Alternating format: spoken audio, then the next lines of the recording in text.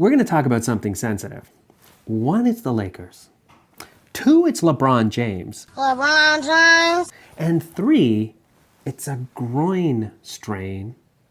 And it's been a month. If you're ready for it, here we go. I actually made the sound effects. Why did I make the sound effects? Let's take a look.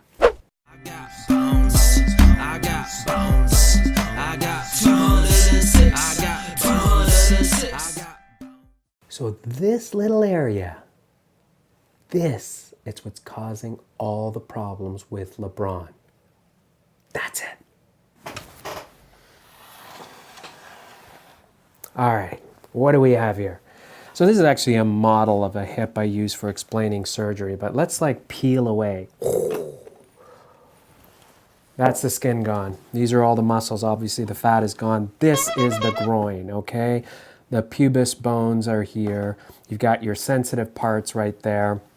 This is the pelvis. This is the leg. Spine goes here. Like I said, groin is here. This is your pelvic inlet, and this is the entire pelvis. So your belly and your excrements are passing through this area, okay?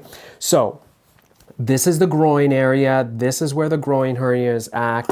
And let's just peel away at all this and see what's going on. So what you can see here is there's a lot of muscles. You got the iliopsoas, you got the adductor muscles here. They're the ones that help stabilize the hip. This is the femur. There's your hip joint right in there, okay?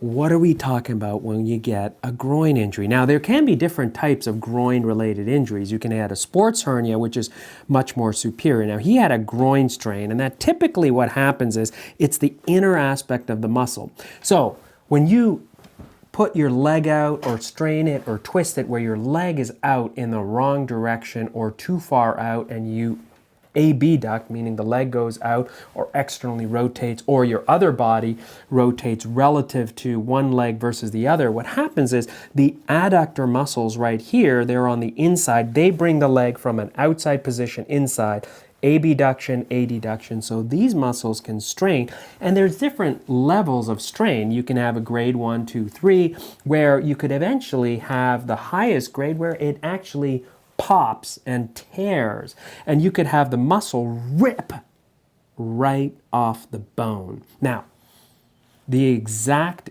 injury, we don't know. We know you heard a pop, there's some sort of a strain, and what happens is if you tear this muscle to some extent, what ends up happening is that it can affect your stability, balance, strength, proprioception in a pretty significant manner because this is pretty sensitive. There's a lot of nerves around your groin, as you can imagine. They're going to hurt, and especially if you're tugging and pulling on something that's loose. Now, if he had a significant tear and that muscle is pulled away, that can hurt a little bit longer. Now, he's not a spring chicken anymore, even though he is like a cheetah on the court. It's pretty remarkable, the fact that he's doing what he's doing at his age, but everything takes longer to heal. So now you've got this groin injury. It's taking a little longer to heal. It's affecting his overall hip stability, balance, and overall kinematics. And that is affecting his hip motion and function. And as you can imagine, you kind of need your hips to move on a court well. And if something hurts and you can't have that explosive force, because you can imagine that when you plant your leg, you're planting down and you're ready to explode in another direction, these muscles are going through eccentric loading. So they're contracting and stretching at the same time, and it's happening across the entire hip.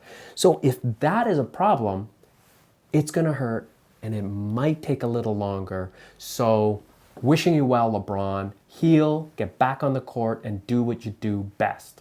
I got bones.